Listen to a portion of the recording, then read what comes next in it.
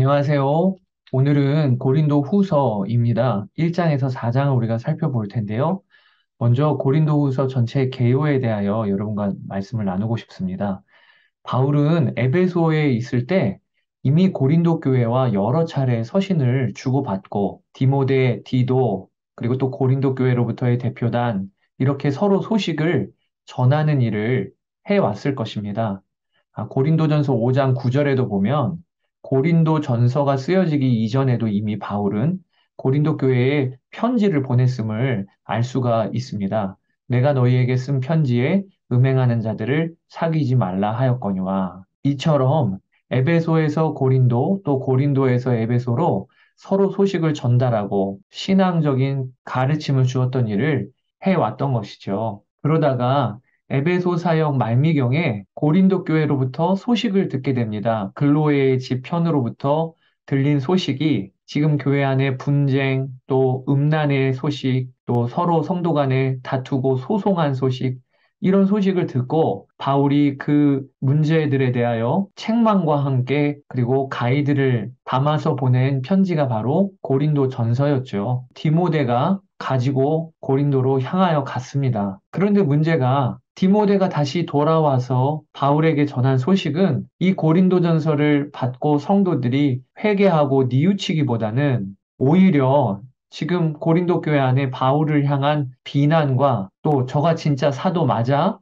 라고 하는 의심이 팽배하다는 소식을 그가 들은 거예요. 그도 그럴 것이 고린도 교회 안에 거짓 교사들이 활동하면서 바울을 향하여 계속해서 비난하는 일을 교회 안에 분위기 형성을 해 놓은 것입니다. 바울은 이에 고린도로 급히 갑니다. 그런데 여러분 여기서 문제가 바울이 에베소에서 사역할 때 고린도로 급히 다녀왔던 기록은요, 사도행전에 기록되어지지 않고 있어요. 그저 우리는 고린도 후서 2장 1절, 12장 14절, 그리고 13장 1절, 2절을 참고해서 내가 세 번째로 너에게 가겠다라고 이야기한 것을 보고 우리는 재구성을 하게 된 것이죠. 고린도 전서를 보냈어도 여전히 회개하지 않는 성도들의 이야기를 듣고 바울이 급히 고린도로 다녀오게 된 것입니다. 그런데 이때 고린도 성도들은요, 바울이 그 에베소에서부터 찾아왔음에도 불구하고 그를 향한 비난을 멈추지를 않았습니다.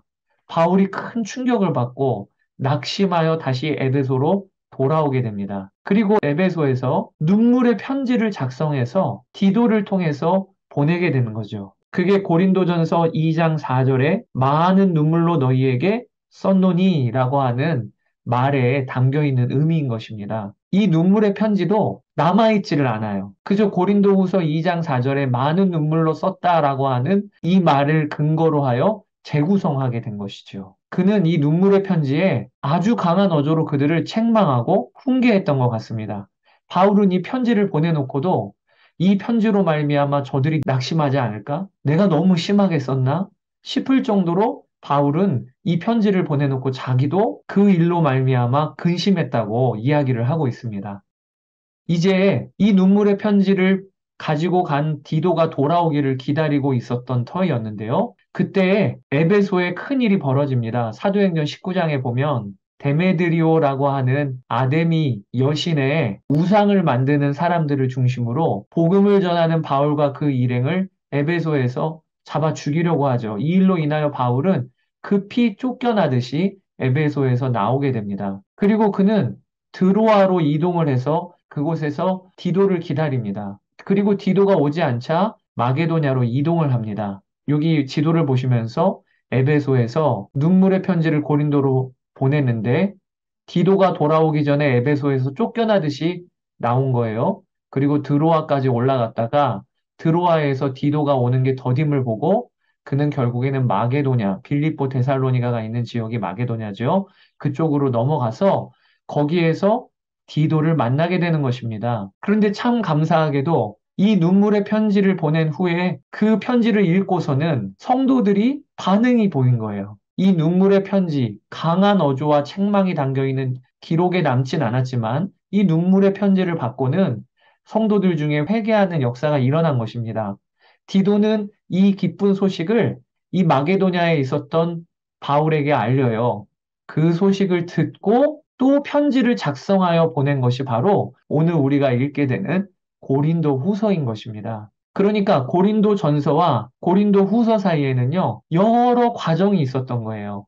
이런 배경을 알고 고린도 후서를 읽어야 고린도 후서가 이해가 됩니다. 바울이 고린도 후서를 기록한 목적이 몇 가지가 있습니다. 첫 번째는 자신의 사도직을 변호하는 것이 이 고린도 후서의 아주 중요한 목적입니다. 바울이 복음을 전하여 세운 성도들인데도 바울을 향하여 의심하고 비난을 하는 이 일이 왜 일어났을까요? 지금 고린도 교회에 거짓 선지자들이 들어와서 성도들을 부추긴 거예요. 아니, 바울이 사도? 그가 사도라고? 아니야. 예수님이 육신으로 계실 때 바울이 제자였던 것도 아니잖아.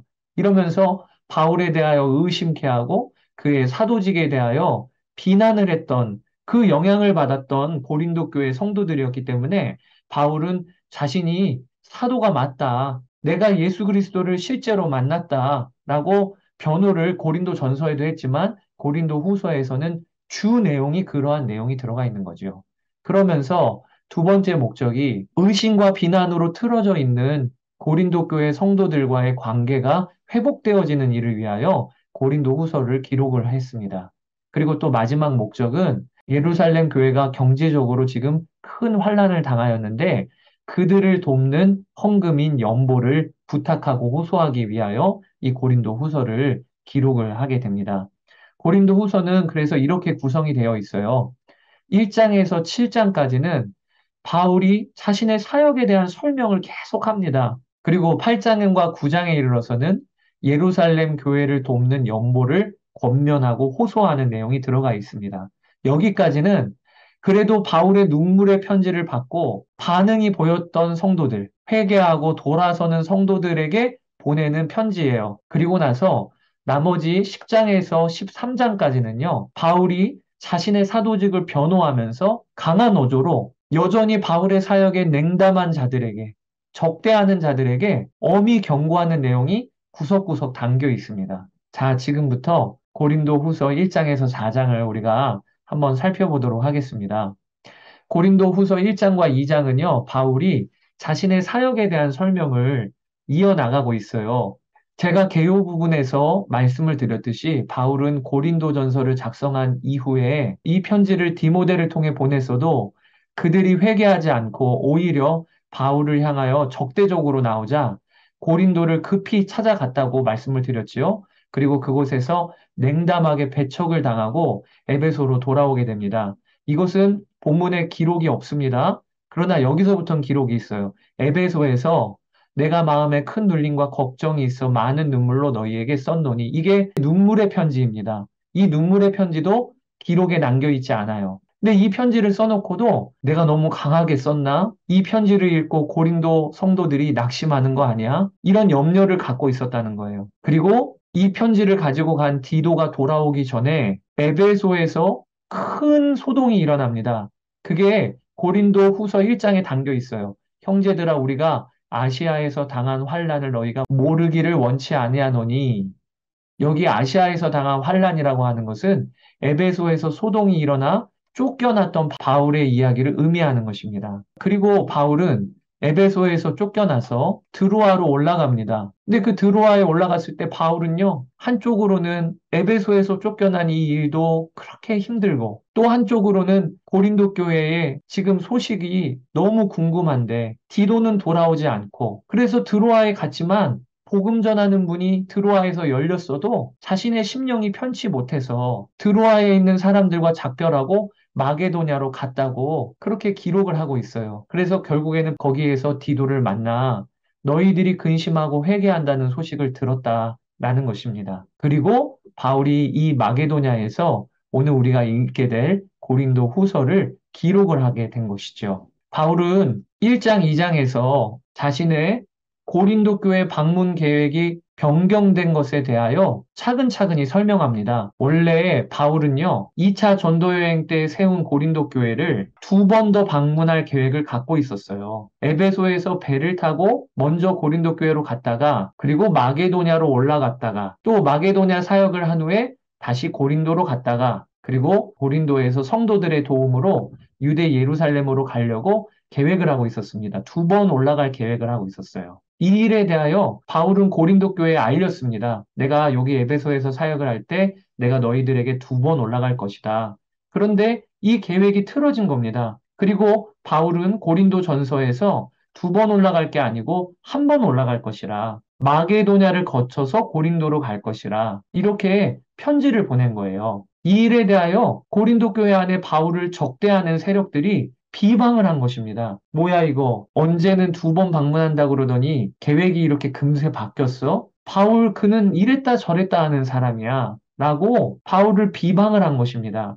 이 일에 대하여 바울이 자신의 이야기를 해요. 내가 이렇게 계획을 변경하였을 때 어찌 경솔히 변경하였겠냐. 내가 혹 계획하기를 육체를 따라 했겠냐. 그렇지 않다. 성령께서 길을 인도해 주셨기 때문에 이 계획이 변경된 것이라고 바울이 자신의 이야기를 하고 있는 것입니다. 그러면서 바울은 3장에 이르러서 거짓 교사들에 비교하여 자신이 결코 부족한 사도가 아님을 밝히고 있는 것입니다. 여러분, 거짓 교사들은요, 바울이 복음을 전하여 세운 고린도 교회에 나중에 몰래 들어왔어요. 그리고 자신들이 예루살렘에 있는 유명한 사도들의 추천서를 받은 자들입니다. 나는 베드로 사도와 잘 알고 있는 사람입니다. 나는 요한 사도와 잘 알고 있고 그들의 추천서도 받았습니다. 라고 하면서 고린도 교회에 자신들을 소개한 것입니다. 그러니까 고린도 교회 성도들 입장에서는 아, 이분이 복음에 대하여서는 정통이겠구나. 이런 식으로 자신들의 권위를 높인 것이죠. 그러면서 바울에 대하여서는 이 거짓 교사들이